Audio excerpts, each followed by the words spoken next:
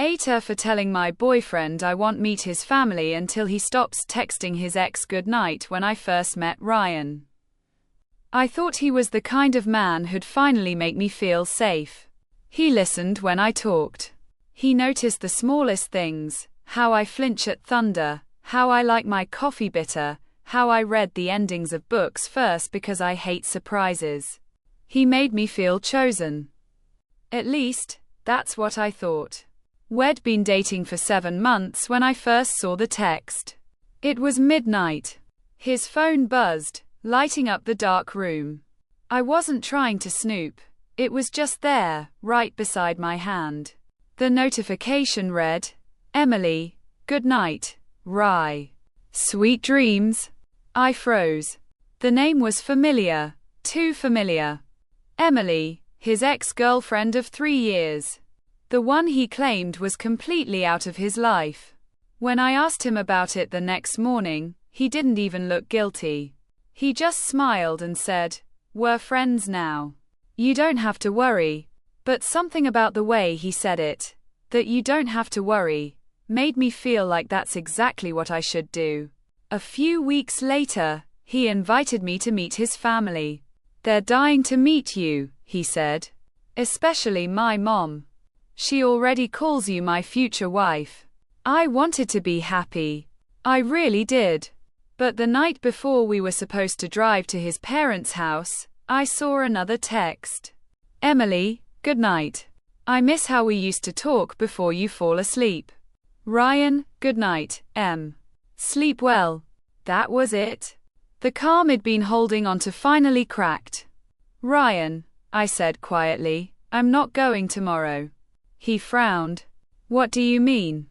"I'm not meeting your family while you're still texting your ex goodnight like she's your girlfriend." His face twisted with confusion, or maybe annoyance. "She's just a friend," he said again. "You're overreacting." I shook my head. "No, I'm not. Friends don't send each other goodnight texts every night for months. You're keeping her there because you like the attention." He laughed. "You sound insecure." That word hit harder than I expected. It wasn't insecurity. It was instinct. Something about Emily, her persistence, the way Ryan refused to set boundaries, felt like more than nostalgia. It felt like unfinished business. So I stood my ground. "I'm not meeting your family until you stop," I said. "If you can't do that, maybe you're not ready for this." He didn't say anything. Just grabbed his keys and left. The next day, he called me from his parents' house. "She's there," he said. I blinked. "Who?" He hesitated. "Emily." My stomach dropped. "Why would your ex be at your parents' house?" "She's close with my mom. They stayed in touch." It felt like the world tilted sideways. So his ex, the one he said I had nothing to worry about, was at the same table his family wanted me to sit at. "Ryan," I whispered, "are you serious?" He sighed. "Look, it's not a big deal. She's part of the family. She came by to drop something off. Don't make this weird." But later that night, I got a message from an unknown number. "Unknown, you made the right call not coming." I stared at it, heart pounding. "Me? Who is this?" "Unknown, you don't know me. But you should know. Ryan's not who you think he is." The messages kept coming. She told me details only someone close to him would know. Things about his job, his habits, even a scar on his left shoulder from when he fell off a bike at 10. Finally, I typed, "Is this Emily?" There was a long pause. Then, he told me he'd always loved me. Even when he was with you. I didn't sleep that night. The next day, Ryan came back, acting like nothing had happened. "How was your trip?" I asked, my voice tight. "Fine," he said. "Mom was asking why you didn't come. I told her you were feeling sick." I nodded. "Did Emily say hi?" He froze for a second. Just 1 second, but I caught it. "She stopped by for a bit," he said carefully. It wasn't a big deal. But then he reached for his phone, and I noticed something new. He had no passcode anymore. Almost like he wanted me to look. Later that night, I did. Not because I wanted to, but because I needed to know. In his messages with Emily, there was nothing romantic. No hearts, no flirty words, nothing that would prove anything. Except for one message, buried deep in their chat history, from the night before he left to visit his family.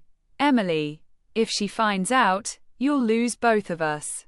Ryan, she won't. I promise. I confronted him the next morning. What did she mean? You'll lose both of us. He stared at me, silent. Then said, you went through my phone again. I didn't even deny it. Yes. Because you keep lying to me. He rubbed his face. You don't get it.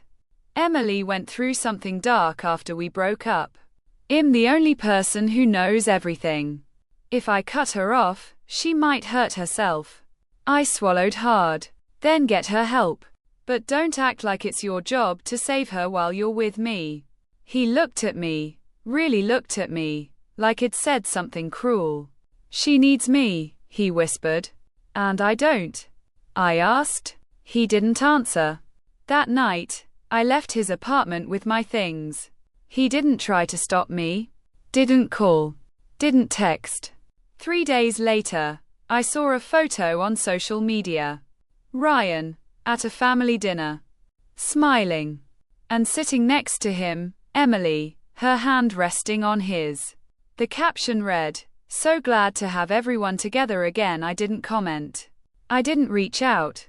But 2 weeks later, I got another message. From the same number as before. You were right to walk away. He never stopped saying goodnight. He just stopped saying it to you? Now, whenever my phone buzzes at midnight, I still flinch. Not because I expect it to be him, but because part of me knows that somewhere, he's still sending that same message. Good night, Em. And she's still smiling, reading it, believing it means he never really left. Continuation. Good night, lies. It's been 6 months since I walked away from Ryan. 6 months of emptiness, silence, and constant replaying of his goodnight texts in my head. Every midnight, I imagine him sending them.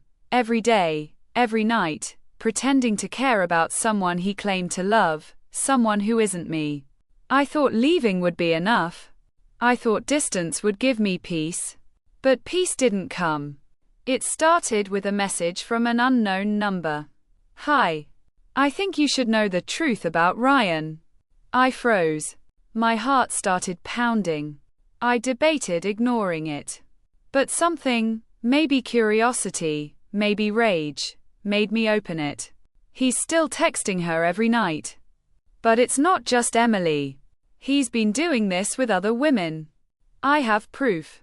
I thought you should see it before it's too late. The messages kept coming, one after another. Screenshots of texts, voice notes, small gifts left at her door. Each one meticulously documented. And then a name appeared in the next screenshot that made my stomach twist. His mother. He wasn't just keeping contact with Emily. He had been weaving a network of people around him, people who were loyal to his ex in ways he pretended were harmless. Friends, family, even co-workers. Each one quietly supporting Emily's presence in his life, while he maintained his relationship with me as a lie.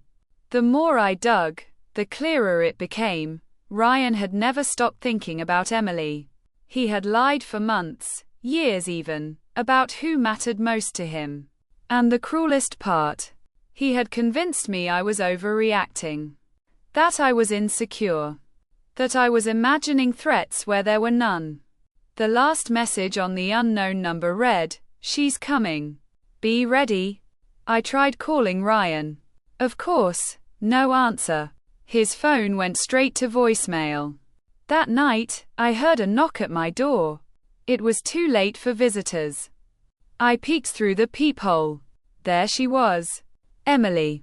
Her smile was calm, almost kind. But her eyes were sharp, predatory. "I thought it was time we met," she said softly, holding a small, perfectly wrapped box. I didn't move. "You've been through a lot," she continued. "But you need to understand Ryan has always loved me. Even when he said he loved you. Even now." I wanted to scream. I wanted to throw her out. I wanted to tell her she was wrong. But she already knew. "I've been watching," she said. "Everything. Every message. Every late night. He never stopped. And now, it's my turn to decide who stays." Weeks passed. Emily didn't leave. She found excuses, reasons, small interactions that kept her in my life. She was everywhere. At my favorite cafe, walking past my apartment, commenting on my social media. Always calm. Always untouchable. Ryan, of course, made no effort to stop it. He said he couldn't choose. That she was family and he was obligated. I realized then that the betrayal wasn't just hers. It was his. He had allowed this, encouraged it silently, and every goodnight text was a knife I didn't even see until it was already inside. One night, I found a journal he had left at his apartment, one of the few times I dared to go back. Page after page was filled with details of his obsession. Emily smiled at me like no one else ever did. I can't tell her. She'd never understand. If I have to choose, I'll lose her, but she'll forgive me eventually. Reading that, my hands shook. I wasn't imagining it. I had been lied to every day. Every single night. And then the last page, "Tomorrow I'll see her. She doesn't know how much I've changed. I hope she never finds out what I've really done." I realized then that leaving him had not been enough. Not just because of Emily, but because of the truth that someone I loved, trusted, and had opened my life to, had betrayed me in the most intimate, cruel way imaginable. And Emily, she was still out there, still waiting for the perfect moment to remind me that in Ryan's eyes, I had never really mattered. Now, whenever my phone buzzes at midnight, I don't flinch because I fear him anymore. I flinch because I know that someone, whether it's Emily, or him, or both, is still sending those goodnight texts, and I will never know who is reading them, or what lies they contain. And part of me knows that no matter how far I run, the betrayal will always find me. Continuation. The confrontation. It had been nearly a year since I walked away from Ryan. A year of pretending I could breathe without looking over my shoulder. A year of sleeping with the lights on, checking my windows, triple locking my doors. But Emily didn't care about time. The first message came at 11:57 p.m., when the world was quiet and vulnerable. "Meet me. One last time. He'll be there. You need to see." I stared at the screen, frozen. My first instinct was to ignore it. But part of me, the part still burning with rage, betrayal, and unspent fear, knew I couldn't.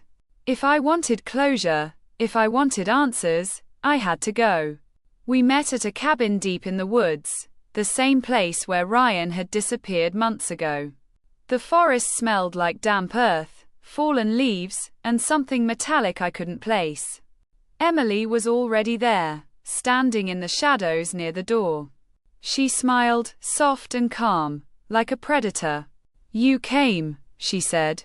I didn't answer. Then I saw him. Ryan. Sitting in a chair, hands tied loosely behind his back. His eyes flicked up at me, pleading, terrified, ashamed. "I didn't know," he whispered. "I didn't mean for any of this." Emily laughed softly. "You didn't know? Oh, Ryan. You knew perfectly well." She stepped closer to me, holding a small envelope. "I've been waiting for the right moment. This is everything he's done, everything he's hidden from you." I took the envelope with trembling hands. Inside were dozens of photographs, screenshots of texts, voicemails, everything. The full extent of the betrayal. Not just the goodnight texts. Not just Emily. Every lie, every manipulation, every betrayal was there. I looked up at Ryan. Why? He looked away. I was afraid. I didn't want to lose her. I didn't want to hurt you. You hurt me anyway, I said. Every single day. Emily smirked. And now you see. He's always chosen me. Then she leaned in, and I realized just how far her obsession went. You're lucky, actually. Most women wouldn't get this chance. You get to see the truth before it's too late. I felt my hands tighten around the envelope. Too late for what? Emily's eyes darkened. Too late to save him. Too late to save yourself. The next hours were a blur. She unleashed every piece of evidence she had, every detail of Ryan's deception. She told me about the late nights, the hidden calls, the secret meetings, everything Ryan had tried to hide. She revealed that he had kept other women, not just her, in his life, carefully, meticulously, under the guise of friendship or work. By the time she was done, I could barely breathe. Ryan slumped in the chair, staring at the floor. I wanted to hate him. I wanted to scream. But mostly I wanted to leave and never look back. Then Emily said something that made my blood run cold. You think you're leaving now? He's mine. And you've been part of the game all along. I just let you play until it was entertaining. She held up a small black device, a GPS tracker. Everywhere you've been. Every car you've driven. Every phone you've touched. I know. And if you try to leave, hell suffer. You'll never see him again. I froze. Ryan finally spoke. Don't listen to her. Please. You have to go. She's lying. Emily laughed, low, hollow, terrifying. I'm the only one telling the truth here. You can either walk away now, or you can watch him disappear, piece by piece, until there's nothing left. I had to make a choice. Stay, risk losing him forever to her obsession, risk my own safety, or leave, knowing he was trapped in a nightmare of his own making. I chose to leave. I bolted into the night, running through the forest, branches tearing at my arms, dirt in my shoes, the echoes of Emily's laughter chasing me. Somewhere behind me, Ryan screamed, and I knew she had gone too far. By the time I reached my car, I couldn't see her. Couldn't see him. Just the dark, endless forest. Weeks later, I got another message. No number. No sender. Just a single photo. Ryan, smiling faintly, holding a newborn baby with pale eyes. Family never forgets. And neither do I. I realized then that I had lost him completely, not because I failed, not because I wasn't enough, but because Emily's obsession had consumed everything. I don't answer messages anymore. I don't answer calls. I don't even look at photos of him. But every night, when my phone buzzes just after midnight, I check it. And every time, I feel the same chill. Emily is still out there. Ryan is still hers. And betrayal never really ends.